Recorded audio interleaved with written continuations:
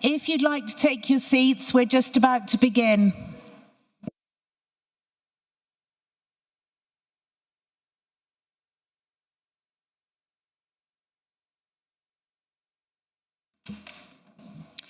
So first of all, a very good morning. Thank you very much indeed for joining us here at County Hall. It is good to see so many people engaged with what is one of the hottest topics in Cornwall. I present a radio show on BBC Radio Cornwall. My name's Julie Scantlebury, and we often invite listener responses to the subjects we're talking about. I can tell you that dentistry is very much the light blue touch paper, stand well back topic. And the stories I've heard of people who've attended to their own teeth with pliers would make your stomach turn. So I think it's very valuable that we're all here in the room today, not just to talk about how dire the situation is in Cornwall, but also to talk about some practical, concrete things that we can do going forward to improve the situation as far as we are able. I am going to introduce your panel to you to start with. Going from the bottom, we've got Eddie Crouch, who is from the British Dental Association. We have Rob Whitten from the Peninsula Dental School. The councillor with the portfolio for public health, Councillor Talia Mallington. Thanks for coming, Talia. Jenna Murgatroyd is with us too from the local dental committee, very much representing dentists in this. I'm delighted to say that we have Jason Graval, who is from Smile Together, which is a community interest company which does a lot in Cornwall to try to augment perhaps the traditional dental services as we've known them. Somebody who will be answering a lot of questions today is the NHS South West Regional Chief Dental Officer, Matt Jarrett, who's going to be doing quite a lot of heavy lifting, I suspect, and Kirsty Lewis, who is from the Integrated Care Board. Just a few bits of business. We are recording this summit for BBC Radio Cornwall. We'll be using extracts next week, because I'm sure our wider audience will be very interested to hear what's being said. There are no fire drills planned, despite the heat. So if the alarm sounds, we do need to leave the building, and that's done via reception. But we are, of course, hoping that won't happen. This is the second of these summits that I have hosted. The last one was on healthy rivers and seas, another critical issue for Cornwall. These have been instigated by Councillor Lee Frost, who is the leader of Cornwall Council, who's going to say a few words for us now. Good morning, everyone. So yes, as Julie said, something this administration wanted to do is recognise that we don't have the power as a council to solve everyone's problems, but we know that when everyone has problems, they come to Cornwall Council. So it is our responsibility, our moral responsibility as a convener, to bring everyone together to come around and focus around a problem, and what are we individually going to do to collectively solve that problem. And dentistry is one of those big issues in Cornwall. We've all heard the horror stories, things like people discovering they had oral cancer because they weren't getting their routine checkups, people pulling their own teeth because they aren't able to get dentist appointments. Over half of our children in Cornwall haven't seen a dentist in the last 12 months. And we know things like 1.2 million of dentistry funding going unspent with the ICB because of complexities in how to manage that funding.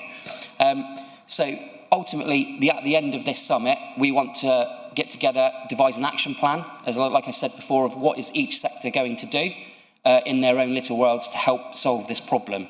Because this is a real problem and it needs real solutions. And at the end of the day, we can have all the KPIs, all the strategies, all the meetings in the world to come together about this problem.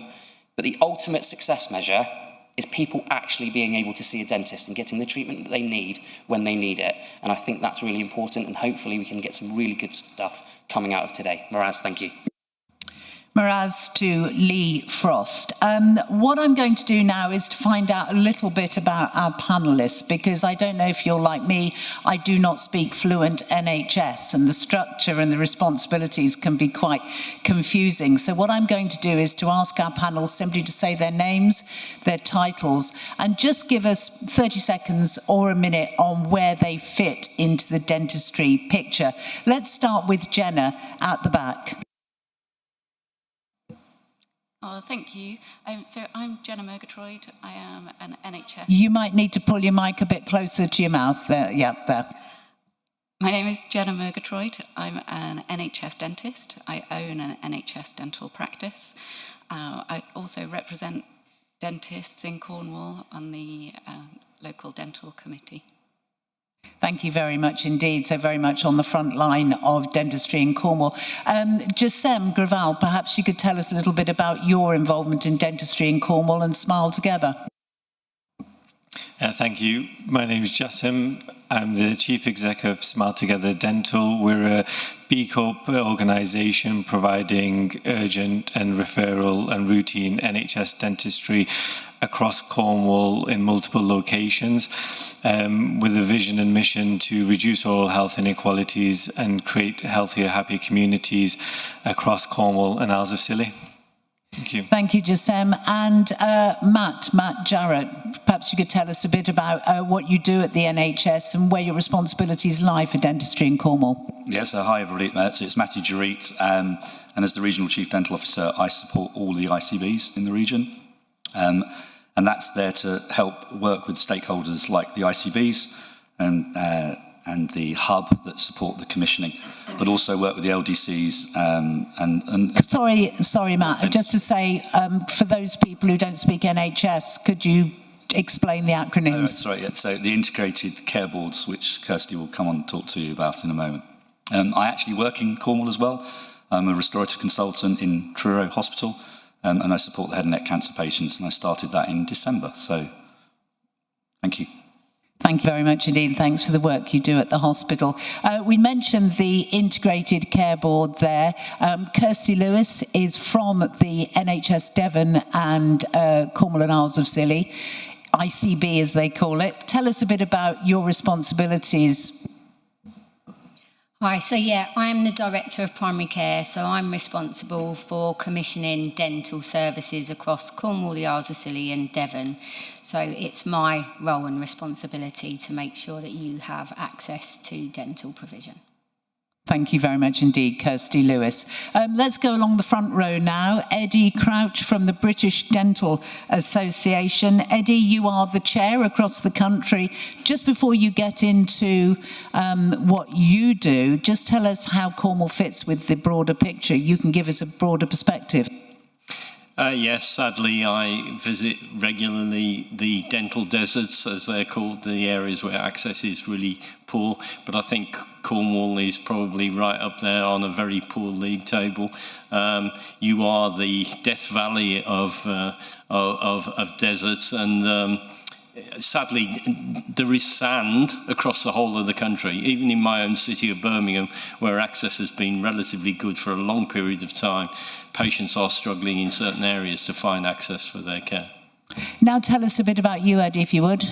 Well, I qualified 42 years ago as a dentist in South London, but I've worked predominantly all my career in around the West Midlands. I've been chair of the British Dental Association for the last 6 years.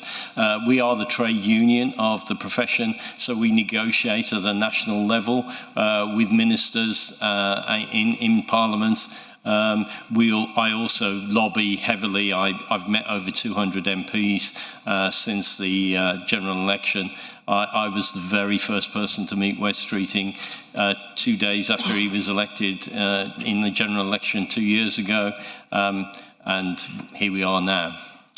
Thank you very much indeed to Eddie. Now, a lot of focus is put upon the future of dentistry, new people coming into the profession, or a range of professions within dentistry. Somebody who knows all about the next generation is Rob Whitton, who is from the Peninsula Dental School. Just give us a sense of the Peninsula Dental School, Rob, what it is, how many people go through it.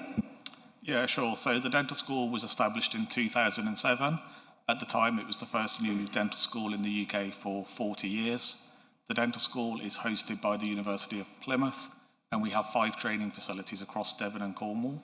So we have one here in Cornwall at the Royal Cornwall Hospital site. We train fourth year students in our facility here, and on average see around about 1,000 patients a year. About 75% of those are adults, 25% of those are children. Thank you very much indeed, Rob. And finally, the councillor with the public health brief, Councillor Talia Marrington. Talia, tell us a bit about how your responsibilities intersect with dental care in Cornwall. Thank you, Miras. And yes, with public health, of course, we don't, as a council, as Lee said, we don't directly commission dentists or anything like that. But our role is around prevention. It's about promoting good oral health. And that does reduce, obviously, workforce pressures and is an important part. I would also like to say I'm a resident in Cornwall, and I'm one of those people that doesn't have a dentist and have been through that with my children. Thank you very much indeed. So that's the picture. What we're going to do next is we're going to have a bit of a presentation about the state of play as things stand. I'm delighted to say that we are going to hear from 2 people. In a moment, we're going to hear from the Director of Primary Care, Kirsty Lewis, who we just heard from there. We are also going to hear, first of all, from the Director of Public Health in Cornwall, Dr. Eunan O'Neill, who comes from a background of dentistry. Eunan. Good morning. Yes, I do. Lovely to see everyone. Eunan O'Neill, Director of Public Health. I'm also a specialist in dental public health as well as public health. So I started off as a dentist and have a lot of experience and knowledge of this difficult area as well as the wider public health agenda. As Director, I have oversight in making sure that we have good health services for the residents in Cornwall and that we safeguard those and try and get equitable access and care for everybody. I'm going to just very briefly go through some of the wider picture and then hand over to Kirsty, who can talk about the actual dental services. So I think we already know and acknowledge the significant concerns about dental access, and I think the reports and the information captured by Healthwatch and Debbie's here today really brings that into sharp focus and has really helped bring this to the council agenda and scrutiny and that the levels of concern that people have. The council have been for a long time concerned about dentistry. There have been 2 motions, one in 2004. Councillor McKenna brought that one, and then this year as well, Councillor Moore brought another motion about dentistry. And unanimous support from all members, and we also know politically our 5 MPs as well really have concerns about dentistry. And this is in the context, as Eddie says, of a wider national challenge. Next slide. So we have significant oral health inequalities within Cornwall, and that's reflected nationally as well. It's along the lines of deprivation. Our more rural and our poorer communities have worse oral health outcomes and worse access. So in Cornwall, 30% of 5-year-olds have tooth decay, which is significantly worse than the region and nationally as well. And as I say, our low-income households and in our deprived areas are over twice as likely to have dental decay, which is really concerning for everybody. When 1 in 6 of our children live in deprived areas and 1 in 7 of our children live in relative poverty. Rural communities, 2 in 3 adults have not seen a dentist in the past 2 years. And the incident rates of oral cancer and oropharyngeal cancer, which are significantly life-impacting conditions to suffer from, are worse than the national and regional areas as well. So from an oral health perspective, the picture really is not good for Cornwall. Access is a real problem, so the official data that we have, most recent from 24/5, is only 30.55% of adults have attended a dentist in 24 months, which is the NICE recommended guidelines, and in children it's less than half as well. So we really do have an access crisis here compared to what NICE guidelines would recommend are the minimum recall intervals for a healthy adult. That's somebody that's got good oral hygiene as well. So through today, you'll probably hear about how dentistry works. The NHS contract, is often referred to as part of the institutional problems that we have structurally towards the problems that we've had. This was brought in 2006, so it's been here for 20 years now. The anniversary, I think, happened earlier this year, and it's not been a good story or a happy history for the dental profession and the fallout that we see for our communities and access. It's based around a thing called units of dental activity, which sets fixed targets of activity for our practices. If they don't meet those targets, the money that they're paid is clawed back and taken back from practices, which can create stability and planning issues for practices themselves. It limits flexibility for practices and can make it harder to prioritise complex patients, and has been attributed to problems with access and why dentists are handing back their NHS contracts. We do have a really dire workforce challenge in Cornwall as well. If you're looking at the decline that we've seen sort of since just before the pandemic, we were actually sitting better than regional and national averages for the amount of dentists for the population, and it's rapidly gone below it, so from 50 per 100,000 to 38 per 100,000. So we really have seen a crash in the number of NHS dentists in Cornwall in particular. So moving on to what we do. So in Cornwall Council, we actually have a role in commissioning oral health promotion services, and Smile Together in the Peninsula work in collaboration to actually help deliver that for Cornwall. And I'm really proud of the work they do. We really have a strong focus on prevention, and we do that in partnership with ICB and NHS colleagues. We actually realise it is one of the most preventable diseases is tooth decay. And so while we can't grow dentists quickly, as you'll hear in today's conversation, we can actually work to try and help our residents understand the causes of decay and how to actually try and reduce those impacts as well.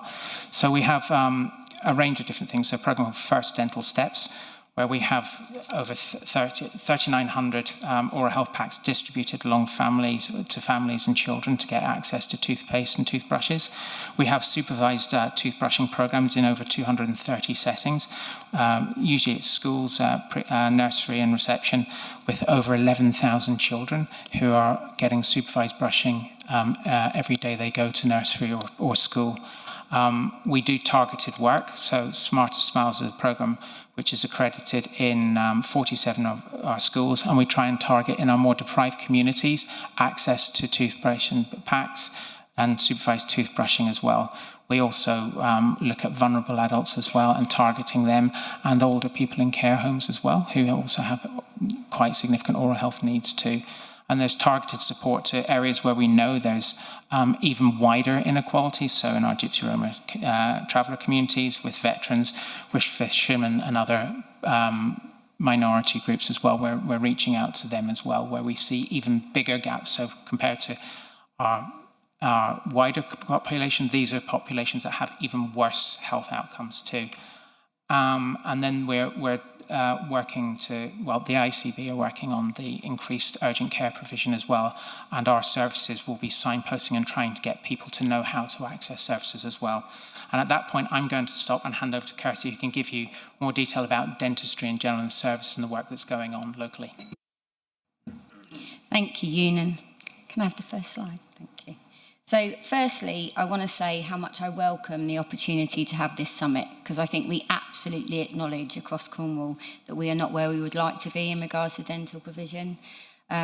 Whilst the ICB only took on commissioning of dental from April of 2023, we have been working really hard to turn the tide on our performance and availability of dental care.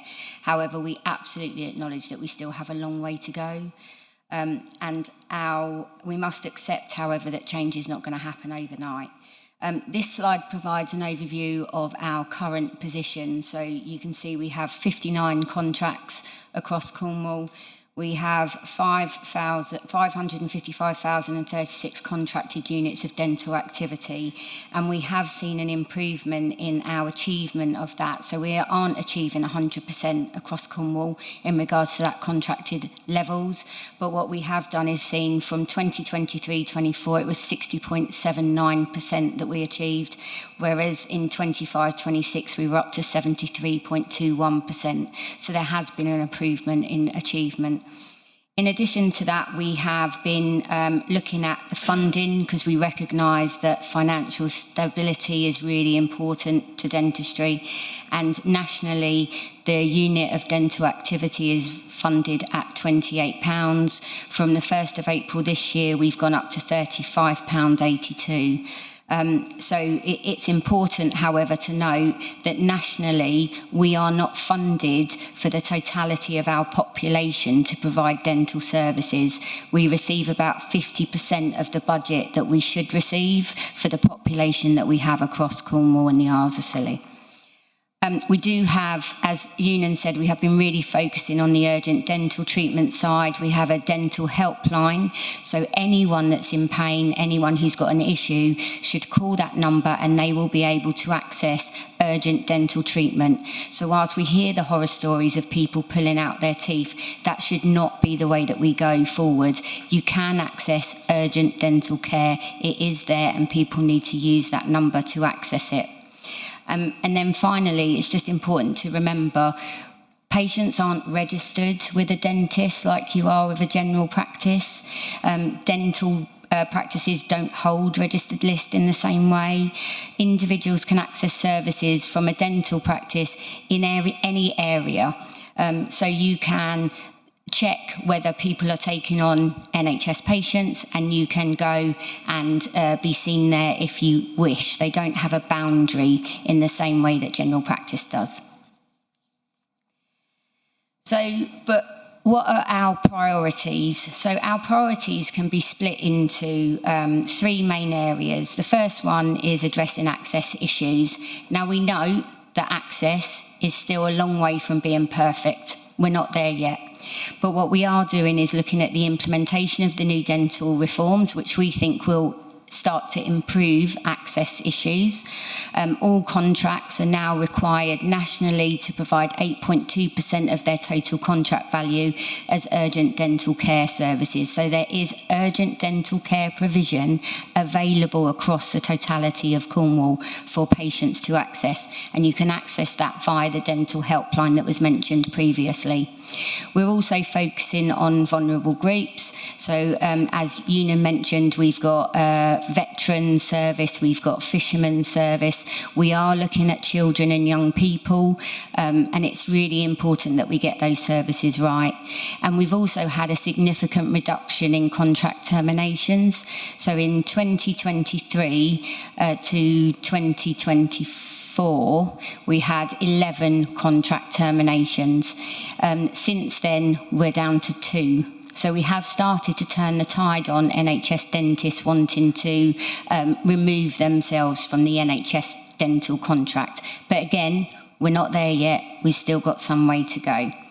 The second area that we're focusing on is the financial viability, as I mentioned previously. We're looking at increased rates for units of dental activity, and we're also rebasing of contracts consistently around underperforming. So what that means is that if a practice is not achieving their contracted activity units of dental activity levels, we will look at having that conversation with them about removing some of those units of dental activity in order that we can either offer that out or look at do we have enough to have a new contract somewhere else where we need it.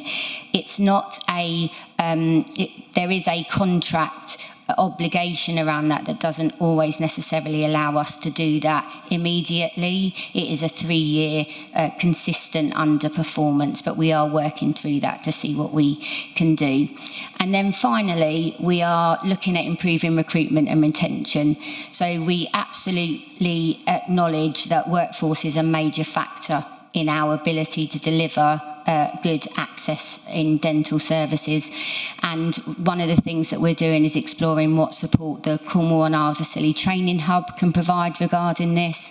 We're continuing to deliver the Golden Hello scheme, which gives a set of funding to any new dentist that joins the NHS and tries to keep them for a number of years. And we're also exploring funding options around the wider dental team in terms of what can they deliver to help support that. Okay, so dental achievement. I think it's really important that we note whilst we aren't where we need to be and we've still got work to do, I would like to highlight the range of achievements that we have delivered in 2025 to 2026, such as we've made available an additional 10,910 urgent dental care appointments. We are the first ICB in the region to have a cancer action support practice. So that specifically provides dental services for patients suffering with head and neck cancer, which wasn't in place before, and as I say, isn't across the whole region. We've increased domiciliary provision. We've got the mobile dental unit, which is still a new scheme, so we are looking at how we can improve that and how we can utilise that better. We've got additional stabilisation sessions, so you have your urgent treatment, then you have the ability to have your mouth stabilised so you can walk away having a healthy mouth. We've got supervised toothbrushing in areas of severe deprivation and nursery settings. We've got a community dental service review that's undergoing. We've got funded peer review scheme, and we've UDA enhanced rate for any practice who has delivered between 75% and 89%. So again, to encourage that increase in the utilisation of contracted activity. Kirsty, thank you very much indeed. Some interesting data there from both Dr. Ewan O'Neill, the Director of Public Health in Cornwall, and Kirsty Lewis, who is from the Integrated Care Board. Thank you both very much indeed. Now, we have some people in the audience today who've submitted questions, who are going to be asking them in person later on. We also have other people who have submitted questions to us, which I will be putting to you. But I want to start with a catch-all, which I will put to each and every one of you, because I think it's a good starting point. And what I would ask is, what is the single biggest reason, in your view, that Cornwall is being described as the Death Valley of dental deserts? A situation where, for many residents, there is effectively absolutely no access at all to a dentist. They can't get an NHS place. They can't afford private treatment. Is it a workforce issue? Is it a funding issue? Is it the system design? What is the single most important factor in what is, frankly, an unacceptable situation? Let's start with Councillor Talia Marrington. It's difficult to put it down to one, but I mean, just thinking about that peripherality, just everything seems more difficult. I also think that, you know, in terms of general services, when I look back, we used to have 6 monthly appointments when I was a child. You know, that general picture of how dentistry used to work and those routines that are not there, you know, because we just haven't got dentists. But also everything impacts our, I think it comes down to that peripherality and that rurality we've got, because even workflow, everything is more difficult to bring people down here. Thank you very much indeed, Talia. So Talia very much going with something which is a fait accompli, the fact that we are a very spread out rural community. Rob, for you, representing the Peninsula Dental School, if you had to attribute one major cause to the difficulties we face, what would it be? Again, very difficult to attribute it to one thing only, but I think it's a multitude of factors. So investment in NHS dentistry has reduced year on year. We know that people will work in the NHS if it provides a fulfilling and rewarding career. So more investment in NHS dentistry, I think. So all about the money. Rob, thank you very much indeed. Perhaps you could just tap your mic off there. Thank you. Eddie Crouch, you represent the British Dental Association, effectively the union for dentists. I'm imagining you'll say more money as well. Absolutely, but more money without a change to the contract really probably won't make the solution. Many of the things that the government have tried to date, which our colleagues from the ICB have been implementing, is actually based on a ring-fence budget. So yes, they might be providing more urgent and emergency care in Cornwall, but that will be to the detriment of anyone who wants routine treatment, because there's no more money in the system. And therefore money has to come, but it has to come with a contract that's actually workable and attractive for dentists. Because currently at the moment, dentists are actually providing NHS care where it would be better for me to give them, the patient, £50 and ask them to go somewhere else because I'm losing money on treating that patient. Now, no system can work like that. Thank you very much indeed, Eddie. And Jenna Murgatroyd from the local dental committee, you're working on the front line. You must at times go home at the end of the day and think, if only this could change, what would that thing be? It's got to be the contract. So at the moment, demand is obviously exceeding capacity. But the reason that we haven't got the capacity is as a direct result of the contract not being able to work for the dentists, but it obviously doesn't work for the patients either. The government obviously has to provide a contract that is value for money with public funds, but it also has to have measurable outcomes.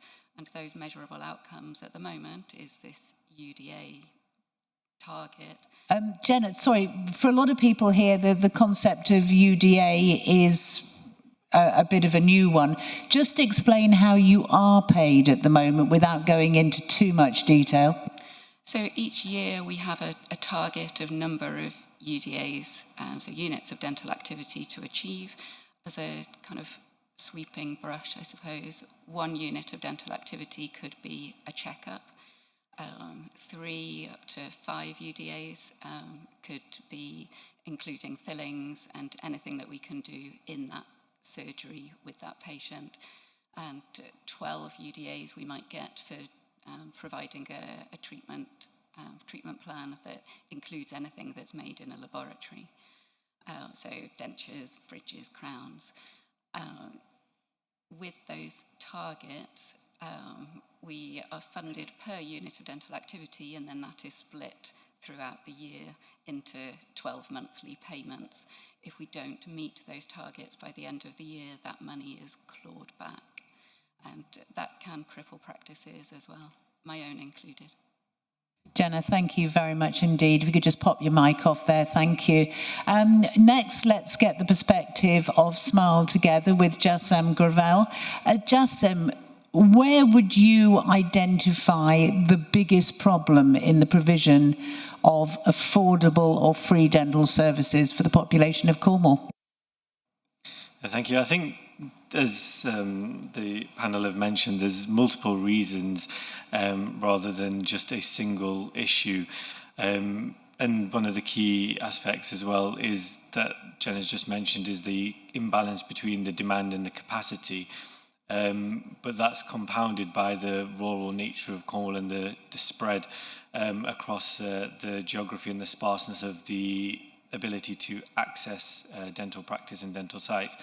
But then what's added on to that are workforce and recruitment and retention challenges, which that also exacerbates or is exacerbated by the rurality and the geography of the area. So I don't personally believe that there's only one single reason, but there is a multitude of aspects to consider to improve the ability for patients to gain NHS care. Can I just ask you one follow-up on that, Jassem? If you advertise for a dentist to work with you in Cornwall, what kind of response do you get? Is it the rurality? Is it just simply the money you're able to pay? What's the problem? I think the two, to a certain extent, can go hand in hand, because if the dentist is going to have to travel further between locations, then the money or the earning for them will have an impact on that. But predominantly it is the spread of the area which tends to be the number, kind of the main number of feedback that we get around difficulty. Thank you very much indeed. Let's turn to Matt Gerriat now, who representing the NHS in the Southwest, the Regional Chief Dental Officer. You're obviously the man a lot of people look to for solutions. Where do you identify the biggest problem, though? I think, like everyone said, that I think I could echo all those comments. I think if I was looking at two things, I'd say the workforce. How do you engage with a workforce that are frustrated? I think you need to give them the skills and enhance them so that they feel valued within the NHS. And I think that's something that we can do and support with the integrated care boards, okay? The second thing I think is really important is that, and Kirsty mentioned it, only 50% of the population actually of Cornwall are funded currently, and it's probably actually less than 50%.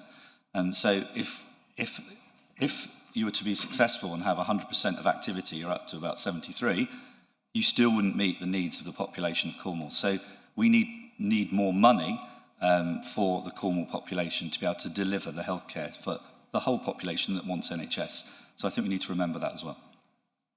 Thank you very much indeed, Matt. And we will be talking a little bit later about what we can practically do to improve the situation in Cornwall. It would seem one of those is lobby very hard. And I see we've got one of our MPs in the audience today who will no doubt be taking this in and taking it back to Westminster, Jane Kirkham, the Labour MP for Truro and Falmouth.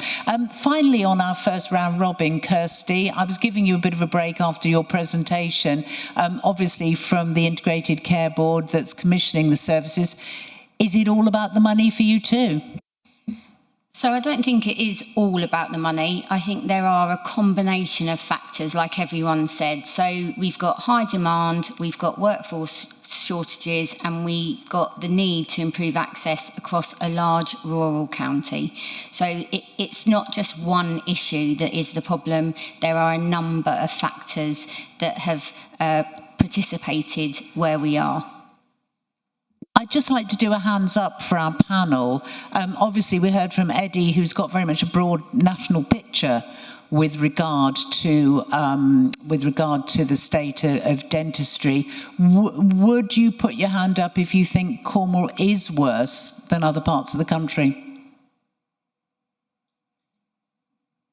Okay, two there, Talia and Eddie, the rest thinking that probably it's a situation in line with everything else. We are obviously streaming this live, so thank you very much indeed to everybody who is listening at home and following it, because this is a very live issue for so many people in Cornwall. And I'm delighted to say that some of the people who have concerns about this have taken the trouble to be with us here in the council chamber today in Truro to ask their questions in person. We're hoping to hear some experiences as well. We'll touch on Health Watch. Debbie Gibson is here with us as well, who has produced a report on dentistry, so we will be talking to Debbie a little bit later. But right now I'd like to go to Elaine Tripp, who's taken the trouble to join us to ask her question. Elaine. Thank you. My question is... Elaine, if you could just pull the mic down so it's right literally up your nose, that would be lovely. Thank you. Thank you. Please, could you tell me what we are supposed to do when your NHS dentist stops the dental work and you cannot find another NHS practice that will take you on, especially when you don't have the money to pay for a private payment plan? The answer is, now I've not seen a dentist for 3 years. Is this acceptable? Thank you so much, Elaine. Obviously a personal experience. Can I put that to Kirsty, first of all? Kirsty Lewis, Director of Primary Care, who commissions dental services in Cornwall. Really a two-point question. One, is this acceptable? No. And secondly, what does Elaine do? So, Elaine, as we've explained in the presentation, there is access to urgent dental care. So if you need it on the day because you're in pain, you can access an NHS dentist via the helpline. What it doesn't mean is that you'll be registered with a dental practice, because there isn't registration in the same way as potentially there was previously. We've moved into a different place in time. The focus at the moment is very much about making sure that we've got urgent treatment available for everyone that needs it, that we've got stabilisation in place to then get you back to being healthy in terms of your oral health, and then the rest will follow after that. But at the moment, yes, you can access urgent dental care, but you can't register in the way that you may have done previously. Can I just chuck that in the direction of Jasem? Thank you very much indeed, Kirsty. Jasem Grava, who is representing Smile Together. What would you say to Elaine? Firstly, I'm very sorry to hear that experience, and we do recognise that this is a reality for many people, and understand how frustrating and concerning it is when an NHS dental practice may stop providing the NHS care, and patients are then struggling to find where to turn. However, we're committed to trying to improve patient access, and one of those is the urgent dental care line that Kirsty mentioned, where patients can call and contact and access urgent or stabilisation care services. Alongside that, we're trying to increase our footprint and capacity, where we've recently opened a site to deliver some of those services in Falmouth. We also plan to open sites in Camborne later this month, and St Austell as well, moving forward, to again improve the access for patients to urgent dental care.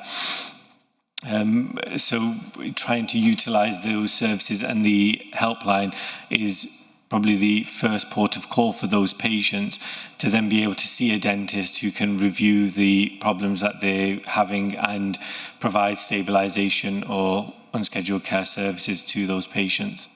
Jessem Gravel from Smile Together, thank you very much indeed. Just like to chuck this to Jenna now. Jenna, people were struggling to hear you, so if you get a little bit closer to the microphone, imagine you're about to eat it for breakfast, get really close in there.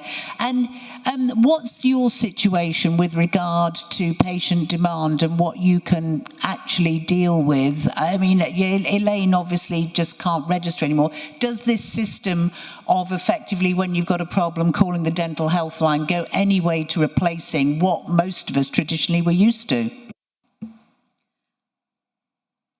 Again, demand is outstripping capacity.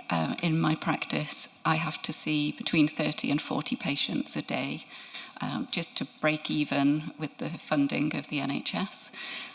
We do see stabilisation patients within my practice, but there are challenges around that as well. Lots of those patients do come to us in pain, but then they don't then decide to return to come for the stabilisation sessions. So there is a little bit of sort of give and take that will need to happen with the responsibility from patients as well as from us as dentists. It's difficult with the UDA contract as it is to take on new patients that invariably will need more care than existing patients that have been seen for a number of years. And when we're trying to meet targets, it's just really difficult to take on new patients. And that's been the case with my practice for a long time. Thank you, Jenna. I'm sure we could hear you there. Thank you very much indeed. I'd like to throw this back to Elaine. How satisfied are you with those answers, Elaine? Not very satisfied, because it seems like you're not being able to provide a proactive service. It's a reactive service. So we're only going to get to see you when we've got bad teeth or something's gone wrong. And the other thing about yours, the emergency service, which does work, my daughter, but she had to go from one end of Cornwall to the other end of Cornwall because you don't get to go to a local dentist for the emergency service. It's wherever that's available. So it'd be nice if we could just start putting money into a proactive service, please. Elaine, thank you very much indeed, and particularly for taking the trouble to come to Truro today to address the panel. Can I just throw this back really to Kirsty? Sorry, Kirsty, you've got a big bullseye on your head. We're returning to you an awful lot as the person, and also we're going to put this to Matt in a minute. Where is the preventative care coming into this picture? And particularly the monitoring for serious conditions, for oral cancers, which we know that a lot of people think of dentists as just tooth merchants. You do mouth care and can identify very serious conditions, allowing treatment. Where are we on that vital monitoring? So I completely agree with that, and I completely agree with the fact that at the moment it's more reactive than proactive, and that's where we need to shift that balance. I think the problem is that we've got into a situation where people are really struggling with pain, acute pain, needing to be seen on the day, and so our focus has to be on that at the moment. What I would be hopeful with is that at some point that will reset itself in order that we can really start to focus on the preventative stuff. The other bit of that is we are doing, I know the next question is about children and young people, but we are really focusing on the oral health of children. So actually as they move up into adulthood, actually they've had a good start in terms of their dental journey, which puts us in a much stronger position than where we've been for the last few years. So absolutely acknowledge we aren't where we need to be or where we should be, but I do think we're just trying to balance the amount of capacity we have at the moment with the budget that we have, and our focus therefore needs to be on the urgent on the day at this time. Thank you very much indeed, Kirsty. I'd just like to throw that to Matthew Jerriott from the NHS, the Regional Chief Dental Officer for the South West. Kirsty, obviously, they're very sensibly thinking about monitoring, about the stuff, the preventative stuff. What is the NHS in the South West doing to make sure people don't fall victim to needing urgent care because their teeth are falling to pieces? Well, I think you've heard about the urgent care provision. And that's every dental high street practice now delivers up to 8.2% of their contract for urgent care. There's also other services that will provide urgent care out of hours. So I think that's really important. If you need access as a patient, you have. I think you made a very good point about head and neck cancer. And if you haven't got access to a dentist, what do?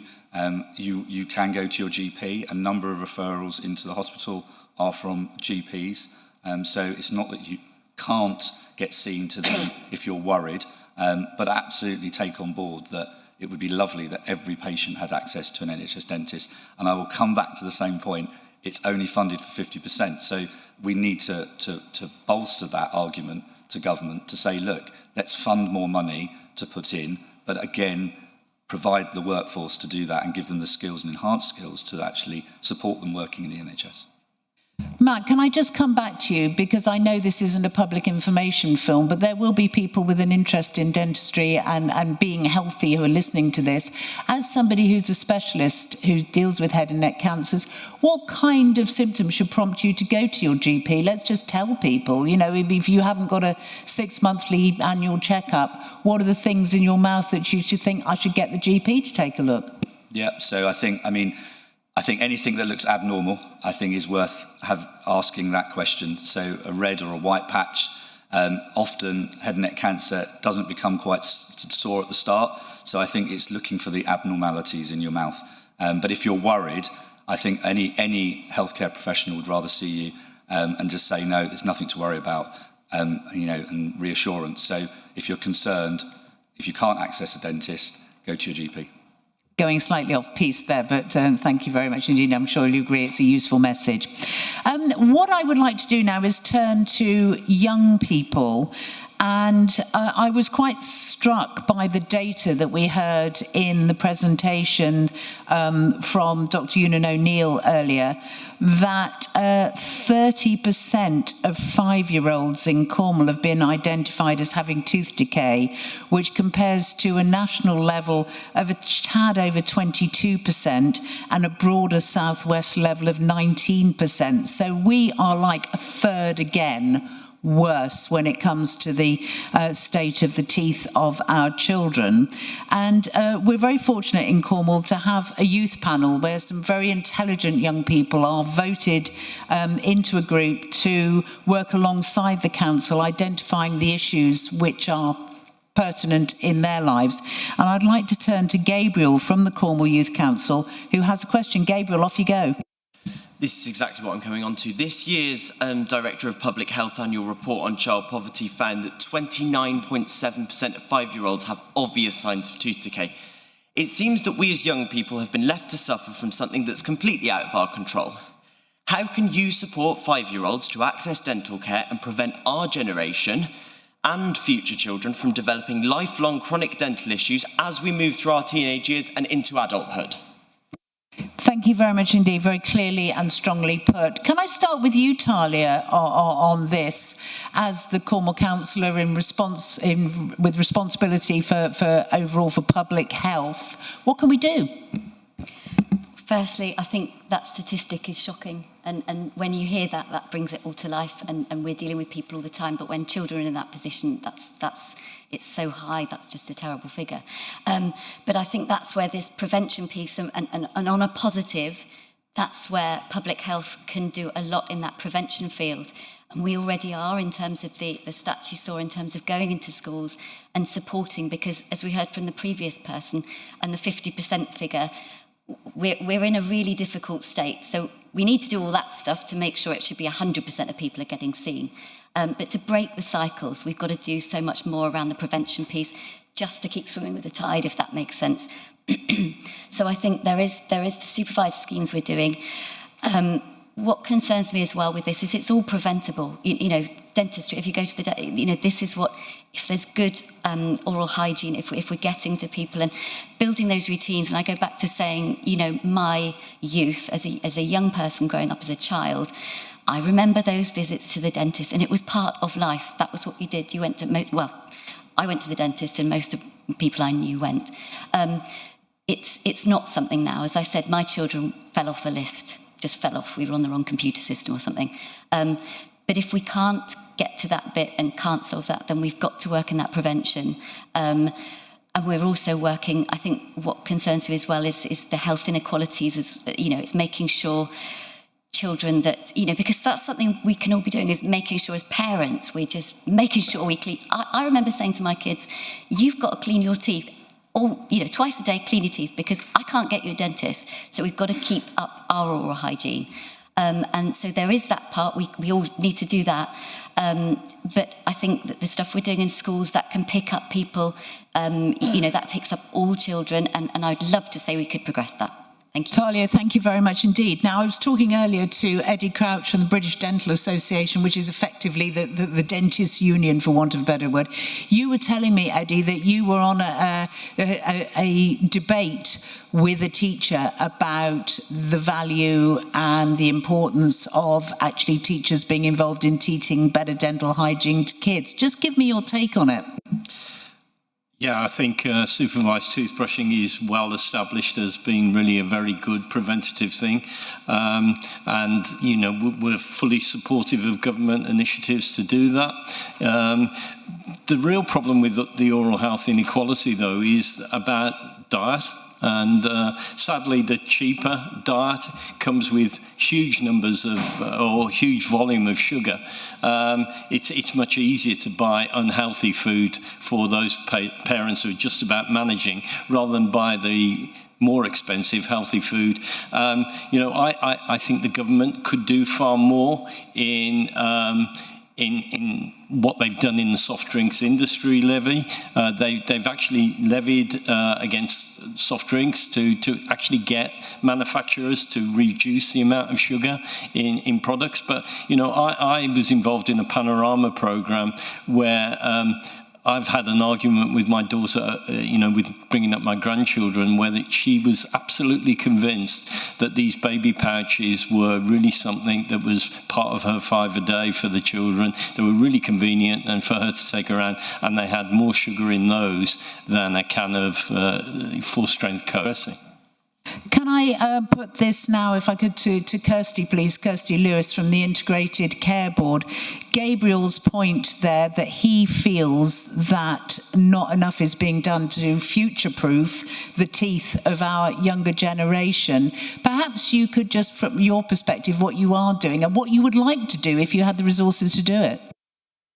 Absolutely, thank you. So we appreciate the need to make sure that children have access to good oral health. So, and I completely agree with Talia in the fact that it isn't just our responsibility as an ICB. We need to look to schools, we need to look to parents to make sure that they are teaching the children what they need to do. So one of the things that we do is we have a First Dental Steps programme where we fund oral packs which include a toothbrush and toothpaste for health visitors to give to parents with children under 2. So right from the outset they're teaching them how to look after their children's teeth, because again, sometimes the parents themselves don't necessarily understand what they need to do and how they need to do it.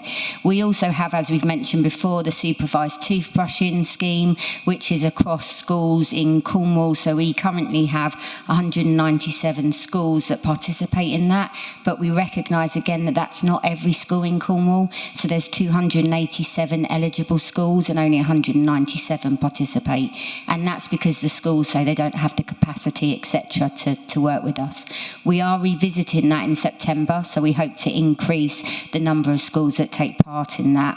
I think the other thing that we are doing is in September we are launching our child-friendly practices. So we are looking for providers who want to specifically provide care to children so that we increase the amount of access that children have to dental services.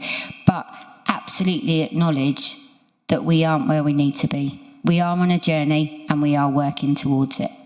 Thank you very much indeed. Can I just say to the panel, because I'm cherry picking here on various subjects where I think that you may have a particular take on it, but if one of the other panel members has something germane that they would like to express while we're talking and answering a particular subject, just sort of wave your hand and I'll happily come to you.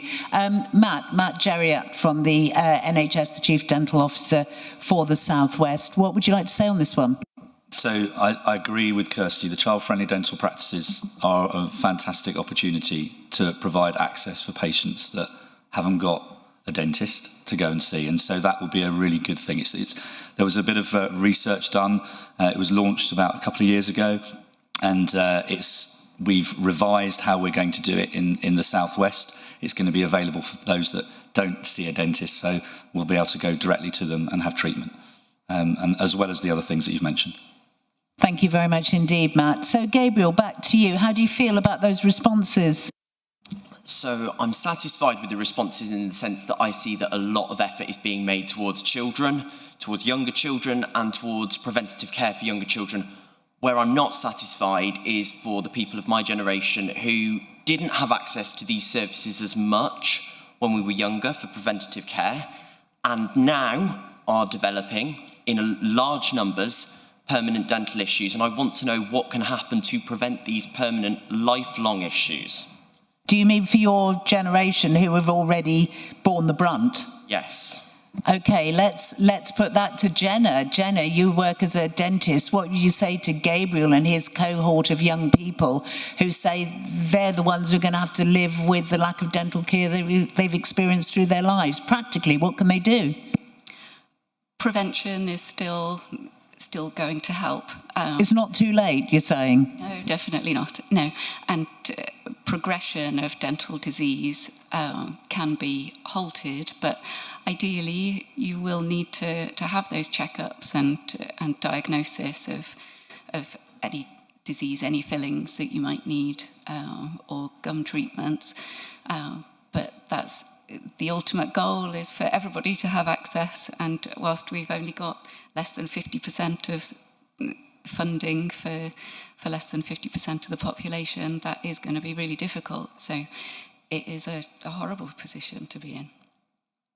Thank you very much, Jenna. Eddie, I think, Eddie Crouch from the British Dental Association, you waved your hand there. Yeah, I think really as a cost-effective preventative measure that you could do in Cornwall is to look at community water fluoridation, which is a government policy.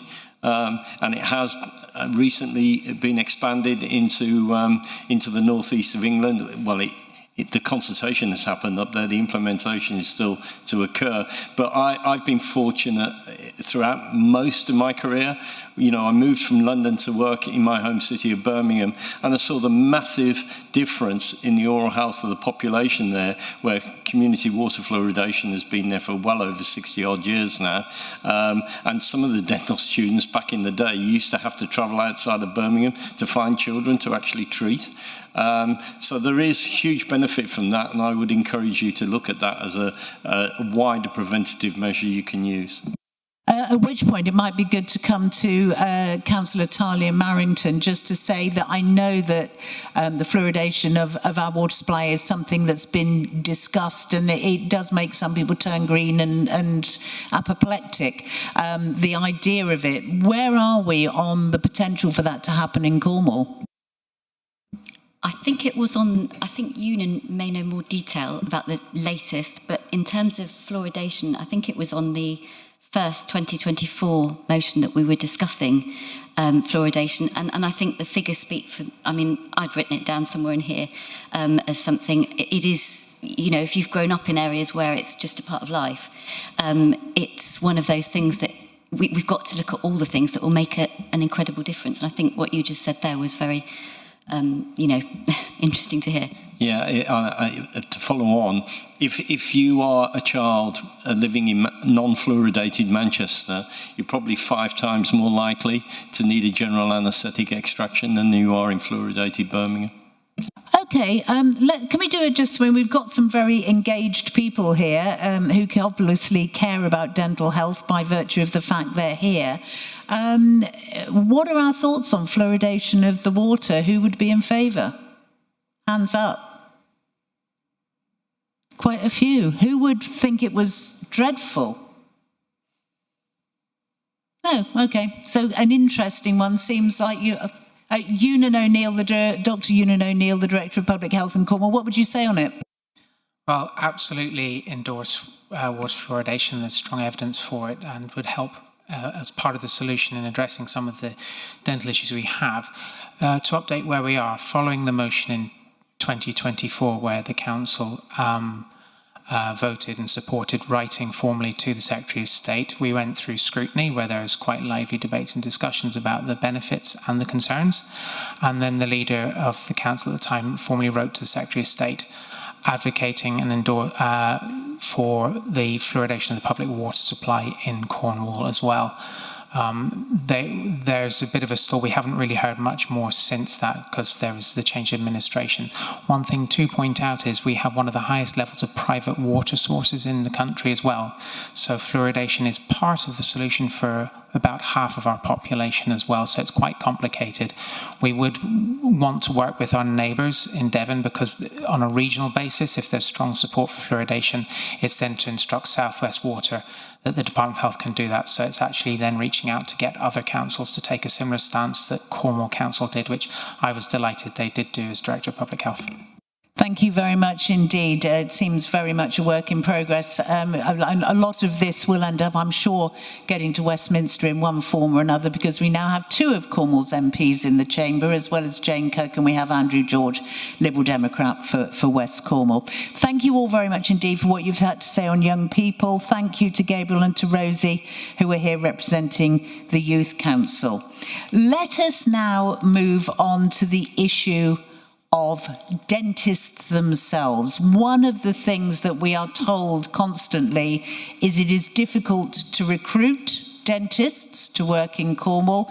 It can be difficult to retain dentists. And the question we have next is, when we have a dental school here in Plymouth with satellite operations in Cornwall, why is that not yet translating into the kind of NHS stable workforce that we need? What would genuinely make Cornwall a place where dentists and wider dental team members would want to build their long-term NHS careers here? I think the first person who is the obvious candidate for this one is Rob Whitten from the Peninsula Dental School. Why don't they stay? Yeah, it's a good question, and it's quite a complex one to answer. It's multifactorial and multifaceted. So what we do know is that the dental school is a net contributor to dental workforce in the South West. So we recruit around 13% of our students from southwest postcodes, but when we look at the data, we retain around 18% of our graduates within the region. So we are contributing to the region with dental workforce. When we ask our students the reasons why they don't stay, the reasons are broad. So it can be returning to family connections, to where they came from. It can be the lack of opportunity for NHS career progression in Cornwall. And to be perfectly frank, some students talk about the remoteness of Cornwall and the lack of opportunities for social as well as professional development. So it's not an easy issue to solve. If I could take you back in time, when the dental school was first established, it was established as a graduate school. So individuals who already held a science degree could apply to the dental school. And in the most part, they tended to stay more locally because they had established lives in the southwest. Unfortunately, that fell foul of European law. And in 2014, we had to convert to a school leaver programme. But we are doing lots to encourage local school children to apply to our dental school. What we do know is that we see lower numbers of children from Cornwall applying to university for any course, for any university in the country. So I think one thing that we can focus on is that educational attainment gap. And if we can encourage more students through the school system to achieve higher grades, then that might ultimately, in some time, filter through to the dental school as well. Could you just give me a sense of what the minimum academic requirements are for somebody to join you on the school leaver programme? Yes, it's a good question. It's highly competitive. So to give you some idea, nationally, we train around 10,000 new doctors a year. We only have 1,000 places for dentists. So that's the differential in the number of training places. So it is actually more difficult to get into dental school now than medical school.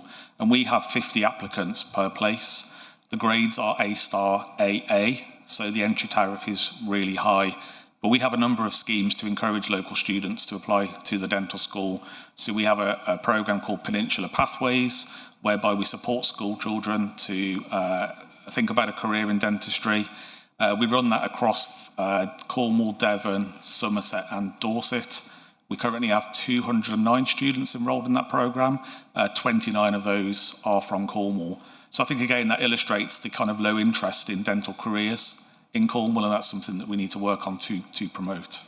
Can I just ask you, the obvious thing that most people think, well, can we not increase capacity so we can train more dentists? It seems simple in theory, but I'm sure it's not simple in practice. What are the barriers to expanding the number of young people who are going into this training? I mean, there's clearly the demand, apart from in Cornwall, for the young people to do it, but you don't have the places for them. What needs to happen? Yeah, we've been campaigning for a number of years now to increase our dental student places. So we are capped by government to 58 places. We are one of the smallest schools in the country, despite the high need for dental services and access in the southwest. Most other schools have numbers of around 72. We've been running a campaign for a few years now called the 14 campaign, trying to bring us up to the same number of dental students as other dental schools. And I'm conscious we've got some MPs in the audience who've been helping us on that campaign. I think no one argues that it's a good thing to train dental students in what are called dental deserts, because while the students are here training, patients can access care. So we'd like to see more of that, but that needs that government cap to be lifted. Thank you very much indeed. Eddie Crouch from the British Dental Association, you look like a man who's got something to say on the subject of training the next generation. Yeah, and there have been recent announcements by government of an additional 50 places in 2 new dental schools that are sited in potentially dental deserts. I really don't think that's ambitious enough. 25 in Norwich and 25 in Portsmouth isn't going to move the dial. And as Rob said, you've had a cohort of people training in this area for a while. That doesn't necessarily provide a silver bullet. Part of the problem also is the lack of NHS dental practices where the new graduates can actually go out and do foundation training is a massive problem. And as the numbers of dental practices operating in the NHS in this area Hopefully, I heard some stabilisation, but if that continues to diminish, the actual training opportunity to keep the workforce local is not there. So these people will graduate and have to go and work in a different part of the country where they'll do their foundation training before they get their performer number for the NHS. Thank you very much indeed. Jasem, I'll go to Matthew and to Kirsty in a minute. As somebody who employs dentists in Cornwall through Smile Together, is there a difficulty giving that initial opportunities to young dentists who've just come out of training? Thank you.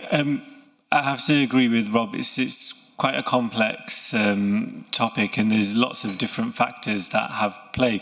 And we do work with the Peninsula Dental School to offer clinical placements as well to students, to again give them a wider breadth of experience, and also showcase what dental care will be like once you do graduate. We've also worked with Health Education England, where we held a Foundation Dentist Conference that we funded in March this year, again to attract foundation dentists, to give them a little bit more insight of what dentistry is like in Cornwall. And we have had some positive uptake from that in terms of recruitment.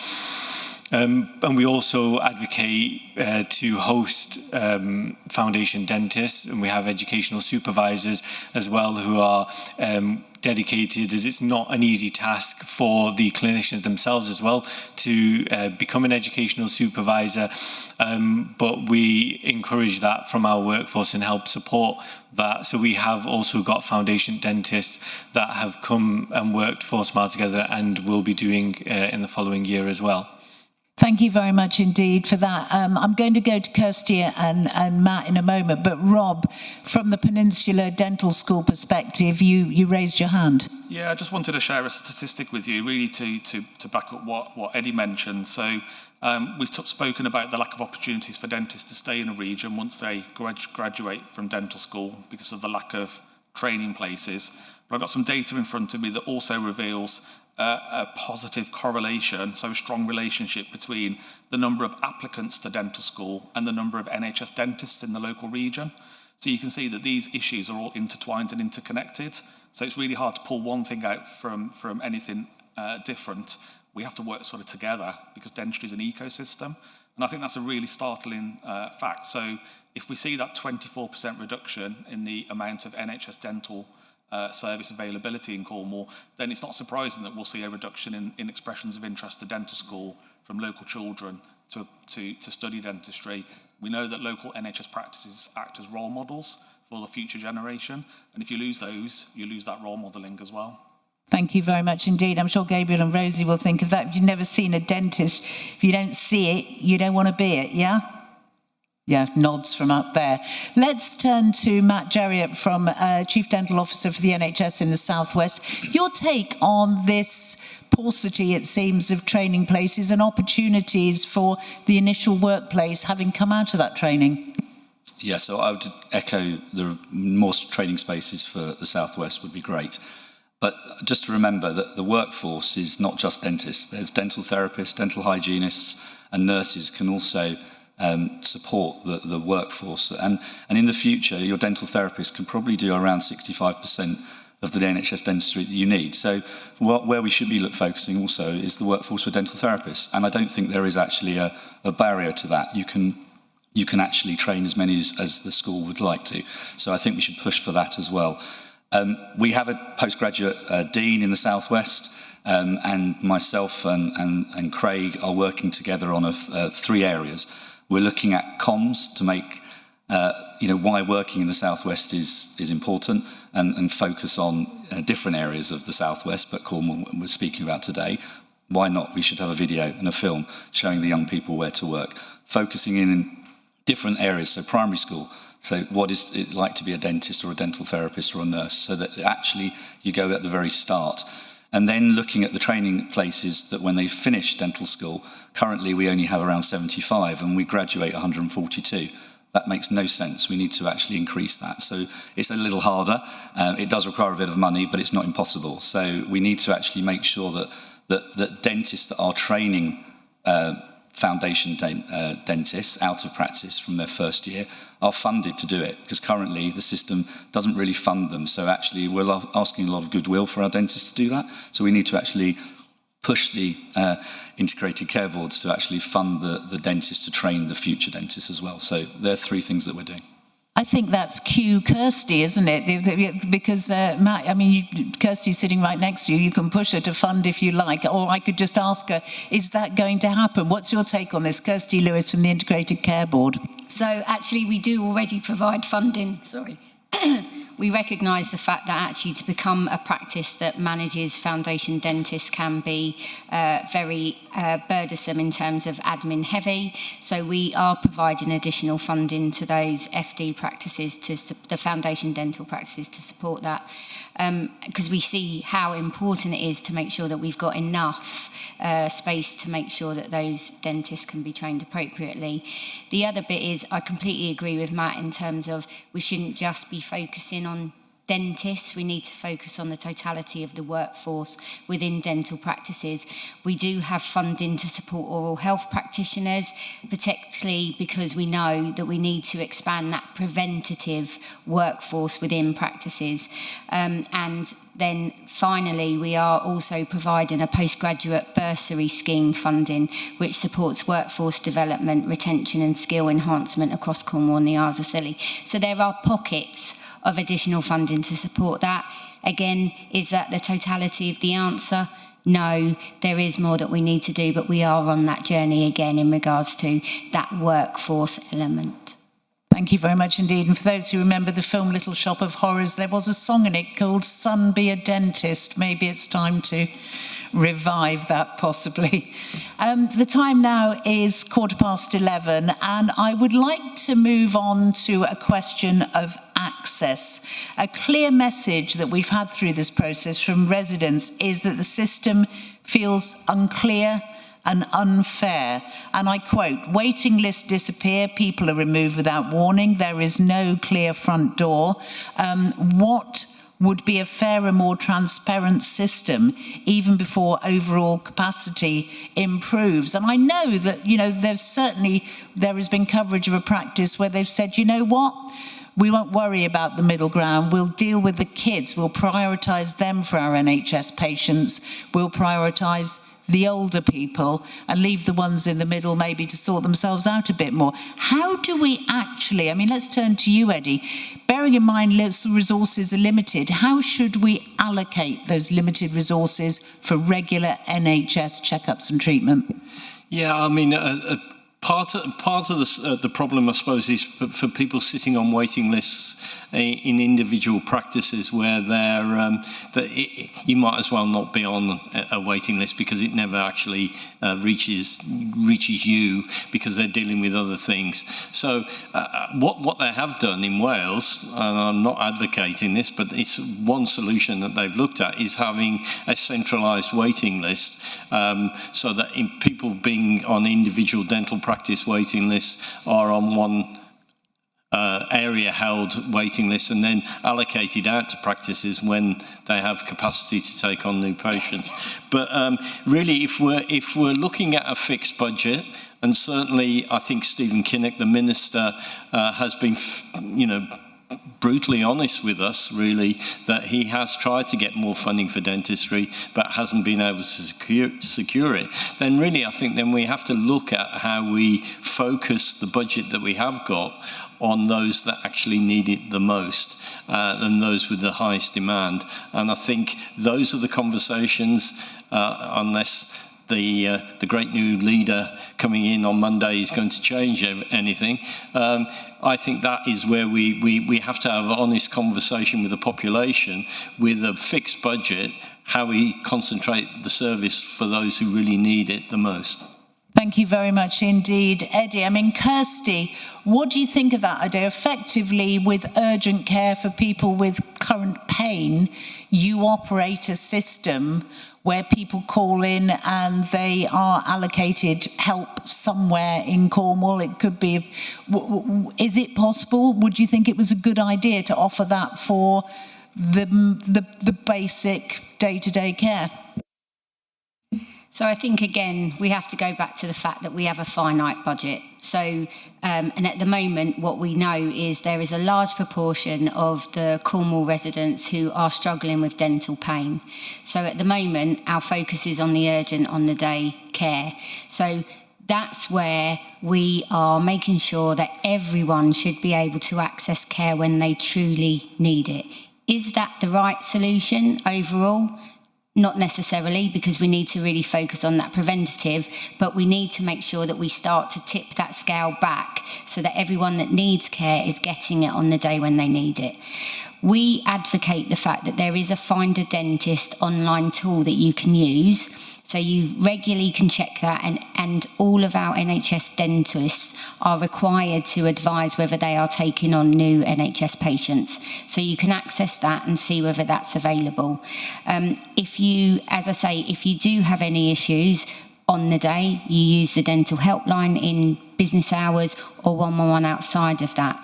The other thing that we are doing is we've just undertaken a procurement exercise. So we've got 6 new dental contracts opening across Cornwall in areas where there is significant need. So we are improving the access in key areas at the moment, and we are also looking at what else we can do to increase those contracts as we move forward.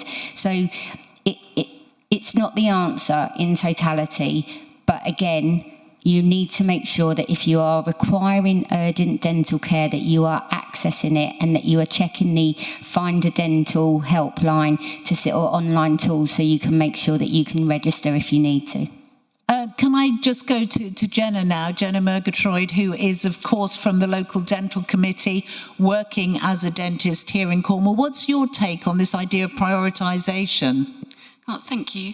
I just wanted to kind of go back to one of Eddie's points about the potential for a waiting list. I don't want to undermine anything that Kirsty has just said, and it might be that she needs to make comment on this, but in this forum, obviously there's a lot of people in Cornwall listening, and we did have a waiting list that lots of people believe that they are on. So I would just like to pass that back to Kirsty, if that's okay, to maybe make comment on what's happening with that waiting list. Is that a central waiting list, Jenna, for basically for a place? What's happening with that, Kirsty? It seems if people have got their name on it, they may think that they don't need to do anything else. Is it still active? What's happening? So firstly, it's a list that we inherited from NHS England. It's not a waiting list. We have a dental helpline. A waiting list is regularly reviewed and triaged, and that's not what was happening in regards to that list. So what we are now doing is making sure that everyone that needs dental care can access dental care by using the helpline that we have available on a daily basis. We've certainly heard reports of people saying they've been on a list for 10 years, so they're on a defunct list that isn't active anymore. What would you say to somebody who thinks they're on a list who might just be waiting for Cloud Cuckoo Land to come? So again, I would advocate them using the Find a Dental online tool to see if there's anyone in their area or whether they're prepared to travel that's taking on new patients. I would also advocate them using the helpline that we have. So if you've got urgent dental care needs, phone the helpline and you will be directed to a dentist who is providing urgent treatment. And as we stated at the beginning, all of our contractors are required to deliver 8.2% of their contracted activity as urgent dental care. So every single dentist across Cornwall is offering that service, and you can access that via the helpline. Can I just ask, who here thinks they're on a dental waiting list? Anyone? Yeah, over there. And so this lady, so I don't know her name, and Talia, are they actually not on a list then?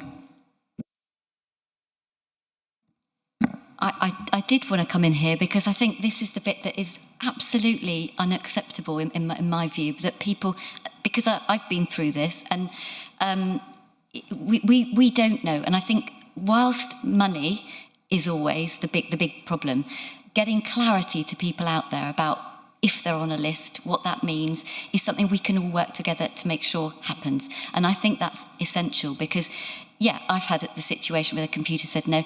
And actually it felt quite dehumanised. I felt like I'd made a mistake somewhere along the line because, you know, I was told I wasn't on the right system, or I probably hadn't attended an appointment at some point during the pandemic, so a different situation. But I think there'll be a lot of people out there that might not be as confident to speak out and say, well, maybe that wasn't right. And also when you do go on the Find a Dentist, obviously what happens is you might find one. I found one in St Austell, significant distance away. Some people don't have access to transport. So, you know, we can't just find a dentist, you know, 100 miles away. A valid point.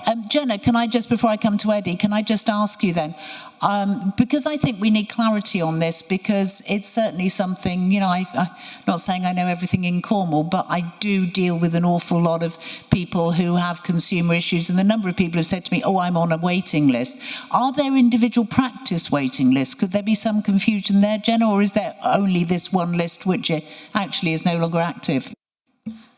So as far as we were aware, there was the centralised waiting list, and practices were contractually not allowed to hold an in-house waiting list. The other thing that I just want to mention, just whilst I've got the floor, if that's okay, this 8.2% of urgent care provision, we're not able to open that to the helpline in a lot of practices. Most dental practices will be doing that 8.2% minimum from their existing patient list when their patients phone up. So I would welcome seeing any data that shows that practices in Cornwall are taking on additional patients for their urgent care. Thank you very much indeed, Jenna. I'm going to go to Eddie in a minute, but Kirsty, if I could just ask you off the back of that, Jenna saying her practice there is fully at capacity dealing with dental emergencies within our own patient list. What is my realistic chance if I phone up the dental helpline and go, I am in agony, when can you see me? What's likely to happen to me realistically? Realistically, we believe you should be able to be seen if the requirement is there for you to be seen on the day. As I say, in addition to the 8.2%, we've got new contracts coming in, 6 new contracts coming in, who actually have to deliver 30%. We've increased the urgent care provision within those contracts, who will have to deliver 30% of urgent care needs. So I am committed to the fact that we want to make sure that everyone can access urgent dental care on the day when they need it. And if that isn't happening, for whatever reason, I would like to be made aware of that. Matthew, you were going to make a point from the perspective of the NHS in the South West, of course, the Chief Dental Officer for South West NHS. Your point? So the point is the 8.2 is the minimum. Okay, so we can go, Jenna practice could do more and above if they wanted to, and it's funded, it's enhanced funded. We are looking at a helpline across the whole of the South West. We appreciate that actually if you do phone up the helpline, it might not be totally the best response you get. So we are looking at a helpline, and actually exactly that, when you phone up the helpline, getting a direct access to a dentist would make a lot of sense rather than having to then phone again someone else. So that's actually coming, but it has to go through a procurement process, and it needs to be done under region-wide. So this would be a situation where you make the call and they go, yes, you can go to this practice ideally, at 2:40 this afternoon. Ideally, they would then book directly into a slot, which the dentist would then, so it saves that admin, which is a stress for the patient and for the dentist. Thank you very much indeed. Eddie, you had a point on this. Eddie Crouch from the British Dental Association. Yes. I mean, it's great to hear that there is some new procurement. 6 new contracts, that's great. I don't know what the details of that contract, apart from that increased percentage, obviously, for urgent care. And that they may get bidders for those contracts. The real problem that those bidders are going to have is to actually recruit the workforce then to come and deliver the contract. So they may look really good on paper, and it is a paper exercise of a bidding process. They'll win the contract, and then they may struggle to actually achieve whatever that contract has actually been asked to do because of not being able to get the workforce. But the wider point about Find a Dentist and the NHS website to do that is it's not really much use if no one is taking on new patients. You know, I'm really pleased to hear that there was a practice in St Ulster that you could have travelled to, but I met the MP for South Cornwall last week in Parliament, and she was unable to actually get an appointment for her partner. The nearest place she could get an NHS appointment was in Gloucester. Thank you very much indeed. Is that Anna Gelder for South East Cornwall? Yes, Labour representative for South East Cornwall. I'd like to move on because I've got quite a few points that we want to get through, and we've got another question from somebody who's taken the trouble to actually come to the session to put her question in person.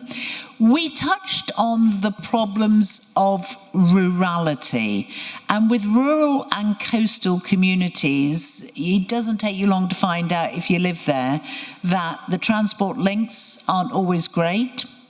Populations are spread out. What solutions are genuinely realistic for Cornwall rather than approaches designed for urban areas? And I'm thinking here of our new Prime Minister is very used to Manchester. Obviously, an environment like Cornwall presents different challenges when it comes to supplying all sorts of services. Are there any examples of anything that you've seen in other places you think could work here? What role could mobile and outreach services, which we're already providing in certain cases, what role could they play? Can I try Jasem Graval from Smile Together, because you're involved, aren't you, with outreach? How do you balance that with the distances, this disparate nature of Cornwall? Thank you. Yeah, it is quite difficult to balance the need and the capacity to deliver those services through the mobile dental unit. But we do try, as it was mentioned, to those hard-to-reach communities such as the fishermen, and we did also treat patients off the waiting list, but as Kirsty mentioned, it wasn't necessarily a waiting list which has been appropriately refined, so that led to difficulty in terms of providing or getting in contact with some of those patients who have been on there, but we have utilised the MDU to... Sorry, could you interpret on that one? Sorry, the mobile dental unit, sorry. Okay. The mobile dental unit, or the van, we have used it across Cornwall on the east and west to deliver stabilisation services and urgent dental care through that. We've also got the Smarter Smiles outreach programme, which we run, which has been mentioned as to accessing schools. Over 40 sessions or schools have been supported, and we've been able to support more than 3,900 people across Cornwall with that, including schools, community settings, and homeless services. And we've also then, through that programme, been able to train over 300 professionals or individuals to support oral health promotion. Again, going back to that, prevention is key because there is limited funding in terms of to be able to deliver all the services that Cornwall need. So we work with the ICB in terms of trying to prioritise those key areas such as prevention, and then utilising the dental helpline to support urgent care and stabilisation services as well through the mobile dental unit. Moving forward, we would like to look at whether AI can support prevention and whether there is any scope for that. However, that's very early stages. Thank you very much indeed. Has anybody else got any ideas on the rurality? Eddie Crouch, I mean, you work across the country. Obviously, you're used to, in your professional capacity, working in a very built-up area. What do you see in our situation here in Cornwall? Yeah, I'd like to, I mean, it was a previous plan of the previous government to actually have mobile dental vans, that it's an extremely expensive way of delivering dentistry. It costs an awful lot of money for one of these vans, and the numbers of people that you can see is really very, very small. So it works for isolated communities like the fishermen, or to go to a care home and actually help in that particular area. I've actually worked on for DentAid, who are a charitable organisation that operate vans around the country, and I've worked on one of those vans, and the volume of patients that you can see in a day is just really too small for it to be an effective measure. Really what you need to do is invest in a primary care location of some sort, and that could be many ways of dealing with that. A salaried service. I remember back in the sort of Tony Blair era, where the dental access centres were really, really something that was driven, and I did work in a dental access centre.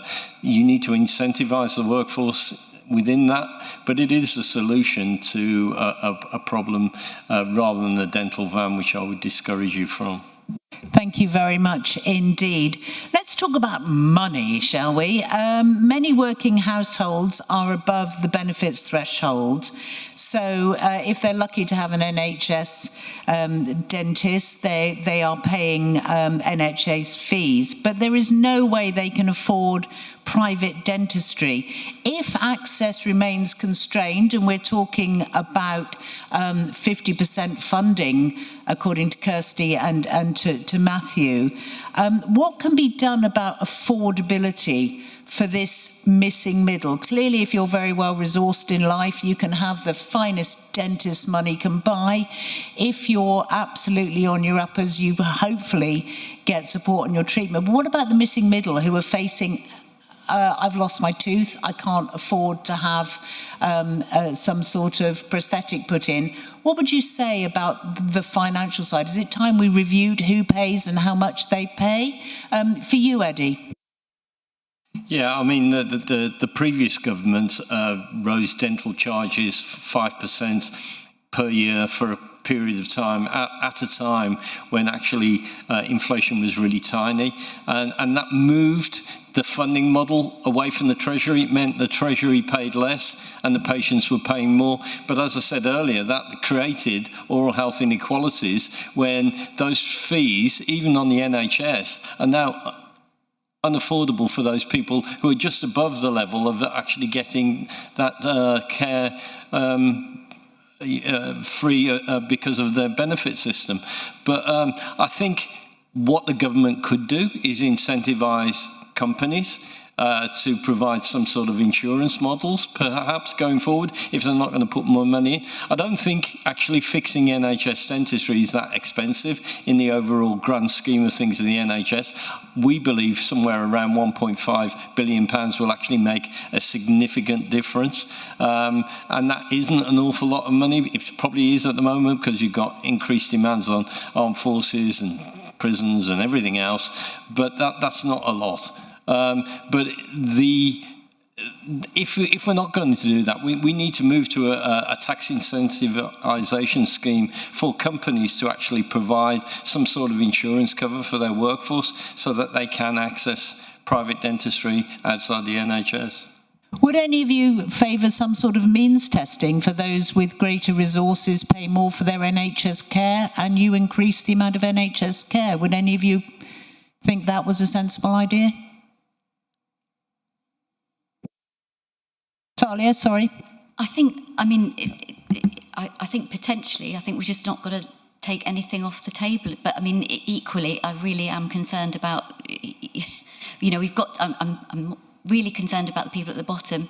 But I have to say, I mean, there will be people that are paying privately and are fine too, and might be on an NHS wait or list, or they're having an NHS dentist, but could pay separately. So I just think, with the problems we've got, we've just got to look at nothing should be off the table, really.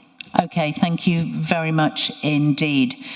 Now I would like to come to somebody who has taken the trouble to join us here at County Hall in Truro to ask her own question. Heather, thank you, Heather Mullin. What's your question?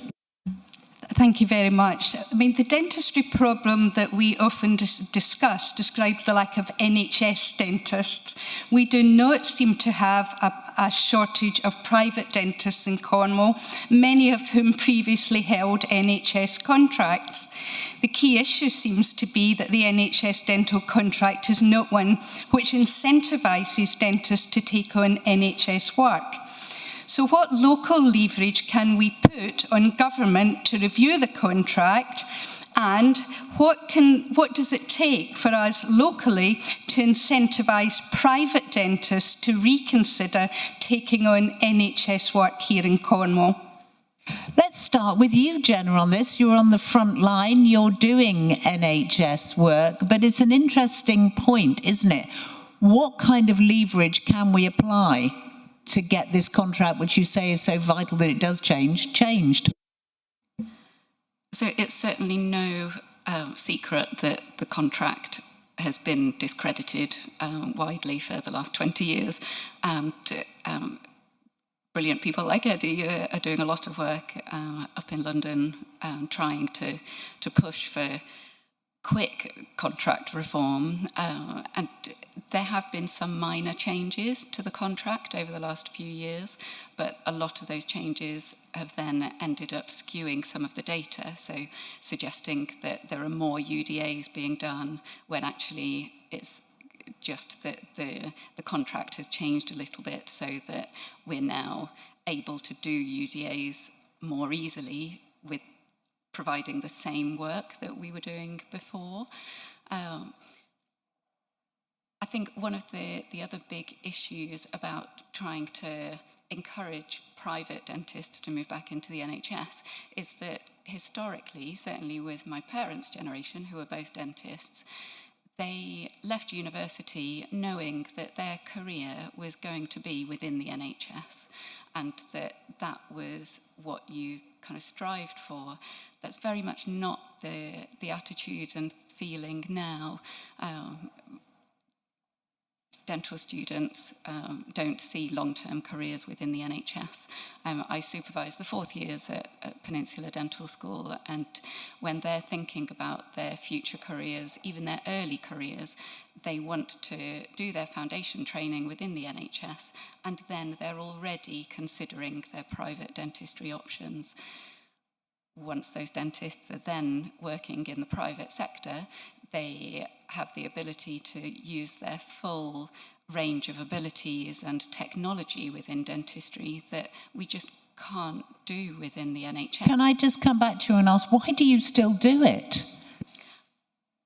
I ask that question quite a lot myself now. I still believe in the NHS, and I think there's still a glimmer of hope that we'll be able to do good dentistry for good patients, but it is becoming harder and harder and harder. Thank you very much indeed, Jenna. I'm going to pop through everybody briefly on this one because I think it is such a fundamental point. I want to talk before we conclude, and we're coming up to the final point where I'm going to ask you really what you are going to do to change things. I think we're all agreed that we are in a difficult and far from optimum situation. So I'm going to ask you about what we would do 12 months from now if we met, what you would say you had done. But I'd just like to very specifically to run through Heather's point about what is being done to date and what pressure is being put on the government to review the contract and to get dentists back from private to NHS. Is that a busted flush, Eddie Crouch, from the British Dental Association, bringing dentists back into the fold? And what would need for that to happen? Yeah, I think it's really difficult that once you've actually left the NHS that you would ever return. I think what's happened really since the pandemic is that dentists have re-evaluated how much they've cross-subsidised from private dentistry to keep their NHS provision afloat. And we estimate that that's probably in excess of about £1 billion. So the profit margins within NHS dentistry are so small that you can't invest in the new technology that's coming around, new techniques for your patients. And so dentists started to do a little bit of private work to actually cross-subsidise, and it got to the point, I think, during the pandemic where dentists actually looked at that cross-subsidy and thought, unlike Jenna, who's doing a fantastic job, they thought, I can't do this anymore. And they are leaving reluctantly because they either close the practice down because it's not profit-making, or they switch the models to actually deliver more private care. Now, what we're doing, I think, and what I saw from some of the companies, like Denplan, Practice Plan, who helped dentists leave the NHS. When Labour were elected 2 years ago, those companies told me that the number of dentists actually approaching them started to plateau, not rise like they'd done exponentially before. And I think the problem now is that we've got a government 2 years in that haven't really achieved very much apart from polishing the old car and making it look a tiny little bit shinier, but it's still an old car, and therefore the profession are giving up because they don't believe this new Labour government will actually change it. Well, they're not that new anymore. They won't change anything. And the morale of the profession has started to go downwards again. And I think the exodus, when a dentist leaves the NHS, they actually see about 50% of the patients that they would be seeing, and the 30 or 40 a day that Jenna was talking about earlier. So many times they leave for a less stressful life rather than more money. They leave to actually provide that 15 patients a day, far better care than they think they can on a treadmill system within the NHS.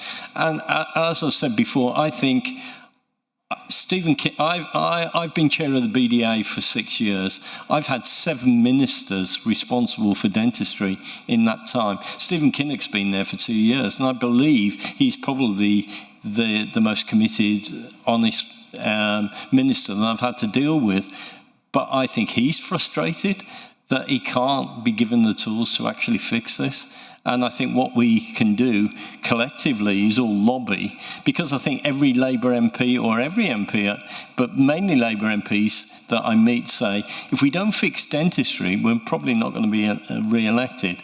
And that really is the sort of pressure I think needs to be applied. Have any of the rest of the panel got any thoughts on that, about the leverage we can place from Cornwall on the government to change, although it seems Eddie's been pulling on those levers pretty hard for rather a long time with no success? Matthew? So Eddie works with Jason Wong, who is the England's CDO, and I know that he's putting pressure on as well, and I think each of the regions equally put pressure on at a national level. So we're doing everything we can, and I think Eddie has kind of succinctly put it there. I'm a little bit more optimistic, though, on the workforce moving forward, and I think that younger dentists, not all want to go into private dentistry. I think younger dentists also want to have a salaried service and take a salary so that they can do other things. So one of the things that we're doing in the region is looking at how we can enhance salaried dentists working, a bit like the old dental access centres that Eddie and I also worked in many moons ago. And I think that also will support the younger workforce. And the other thing to do is actually try and enhance their skills. So use the NHS to develop their skills so they become an enhanced dentist. So not maybe a specialist or a consultant, but they do better work at a local level. And the NHS funds them to do that so that there's an incentive to stay in there. And as we know, there is a consultation out for dentists to stay in the NHS a little bit longer. So we'll wait to see what that says as well. Thank you. Thank you very much indeed. Matthew Jerriott there, the NHS South West Regional Chief Dental Officer. I'd like to come briefly to Councillor Talia Marrington, because I want to finish our session up to midday by really asking for what you are going to do over the next 12 months to initiate change. And I'm also going to bring in Debbie Gibson from Health Watch Cornwall just to give us a brief view on where she is in terms of the research she's done in dental work and what she would like to see done. But Talia, you just wanted to talk about the pulling the levers, moving the absolute megalith of power to get something done on dentistry. What's your thought? I just think this is something that, as a local councillor, the people of Cornwall have, are getting in touch. So you've got that level going on, that this is really, with the Health Watch report that I'm sure Debbie will talk about, so many people are affected. That's the level that then comes to us. We've had 2 motions from people in the chamber that have brought council motions in to say we've got to do this. We've had unanimous support for that. We've got MPs. We're about working together, and I just think it's such a complex issue to solve. But for Cornwall, we are somewhere that we're used to trying to pull everyone together to just get things solved. So I think that's the positive, that at whatever level, looking at all those little bits that affect it, we can pull that together. Thank you very much, Talia. Back to you, Heather. Your thoughts at this point, briefly, if you would. Well, I guess it's complex, and that's why you're all here trying to solve it. And I think it's encouraging to hear that people that move into the private sector, it's not because the contract is a problem. They went to it. They still have NHS running through their souls, like all of us who have worked in the NHS have. And it's a resource, and I think we need to be as creative as possible to work out how we use all the resource in Cornwall to serve our community. But it's good to hear what's being done. Heather, thank you very much indeed. We are going to come to our final point now, which is we have heard some fascinating perspectives. We have found things that I didn't even know were a thing. So interesting to hear. I mean, for example, about the differential of the number of patients an NHS dentist like Jenna will treat as opposed to a private dentist. We heard about, people perhaps thinking they were on a waiting list and finding that waiting list actually is no longer active. We've heard that the system has taken a fundamental change where you centrally seek help when you've got pain, with the ambition in the future to actually provide that more ongoing preventative care. We've heard about some of the strategies that are in place. In a moment, and I'm just going to say this in advance to give the panel chance to process it in their minds, we've heard some powerful testimony today about access, about inequalities, the pressures on the workforce, and the real impacts on people's lives. One resident who messaged us said they hoped this summit would have enough teeth, ironically, to get a result. So I'm going to ask you in a moment to say, if we meet again in a year's time, what is the one change that people in Cornwall should be able to actually see and feel to show this has made a difference? And what are you personally going to do to deliver that? But while you're thinking about that, I would like to turn to Debbie Gibson from Health Watch Cornwall, who did a report on dentistry. Off you go. Get the mic right up your nose. You won't need it right up my nose, Julie, but thank you. Just for the record, it's Debbie Gilbert of Health. Oh, why did I call you Gibson? I don't know. I know a Debbie Gibson. Did we go to school together? No. Debbie Gilbert. Sorry, love. So if you'd just like to give us your state of affairs. Absolutely. And what you would like to see done. Thank you very much. There's been some really interesting points today, and we really welcome the summit, and we thank the panel. I think that I completely understand and accept many of the challenges, are national. I would just like to raise today the BDA reporting this morning on Cornwall is actually the worst county in England for access to dentistry. So let's not skip past that. We are the worst county in England for dentistry access. And I think that the mistake many systems make is presenting reasons as though they are answers. And what we're hearing from residents, we started in 2024 looking at the dental crisis. We then did an impact review in 2025. We have then just produced an intelligence report in June of this year, and I do have data for later on today, up until yesterday, and what the sort of feedback and what's emerging is that this is getting worse, not better, and it's affecting the inequalities and the financial hardship. And the expansion of private dentistry has been touched on a little bit today. We're not dentists. Healthwatch Cornwall and Isles of Scilly, we're here as the independent champion for the residents of Cornwall and Isles of Scilly. And what they're saying is, they're not seeing any improvement. In fact, it's getting worse. So what the question I'd like to put to the panel, please, is given all the constraints, what are residents realistically expect to be different over the next 12 months, and how will we measure whether those changes have improved access? Debbie, I think that's just about the point I'm to put to them. So thank you very much indeed. You've set up beautifully our final question. So I'm going to come to all the panel. So 12 months' time, what's the one change people in Cornwall should be able to see or feel to show that all of this hot air which we've expended today will actually make a difference? How will we know that progress is actually being made? What can be delivered locally? We can point the finger at Westminster till we're blue in the face, but again, apart from lobbying, that's down to them. What difference can we make locally? Let's start with you, Kirsty. In your position as at the Integrated Care Board, where you are commissioning in services, what difference can we make, and what part will you play in making that happen? So I think for me, the biggest change that we can see is making sure that we've created more opportunities for people who currently have no access to NHS dental care to be seen and treated. So we are really focusing, as I said, on numerous occasions in regards to the urgent dental treatment service, and we need to make sure that we are really working on our communication of that. So our commitment, my commitment, is to make sure that we are allowing people to understand how they can access service provision, what does that look like, and what they should expect. 12 months from now, what would you like to see? If I phone the dentist because I've got raging toothache, and there's the dental helpline, let's give it a plug, 0333 405 0290.